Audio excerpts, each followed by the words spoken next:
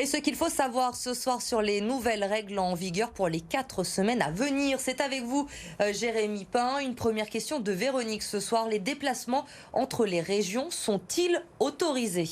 Alors pour ce week-end de Pâques, Emmanuel Macron a évoqué une certaine tolérance pour les déplacements. On peut se rendre dans une autre région, mais uniquement dans le cas où l'on voudrait s'isoler pour les 4 prochaines semaines. Après le week-end de Pâques, plus de tolérance, elle s'arrêtera lundi soir cette tolérance. Les contrôles vont débuter mardi. Pas de déplacement possible donc entre départements, hormis pour motifs impérieux, professionnels ou familiaux. L'accompagnement des enfants chez les grands-parents, par exemple, est un motif impérieux. Il faudra dans tous les cas une attestation au-delà de 10 km. Justement, la garde des enfants, question d'Erwan que beaucoup de téléspectateurs nous a communiqué aujourd'hui.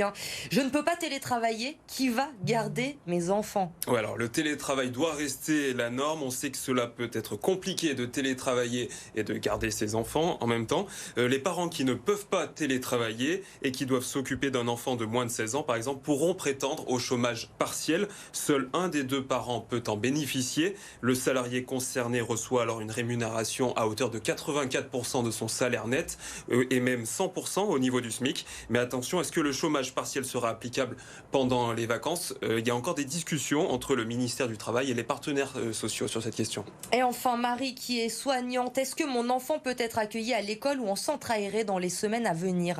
Oui, alors la semaine prochaine, les cours se feront à la maison. Ensuite, suivront 2 semaines de vacances pour tout le pays. Pendant tout ce temps, certains enfants pourront être accueillis, ceux dont les deux parents ont des professions indispensables. Donc tous les personnels des établissements de santé, les libéraux, les personnels d'aide à domicile. Le ministre de l'Éducation nationale a aussi précisé aujourd'hui que les centres aérés accueilleraient tous les enfants, mais uniquement pour des activités de plein air. Merci Jérémy pour toutes ces réponses.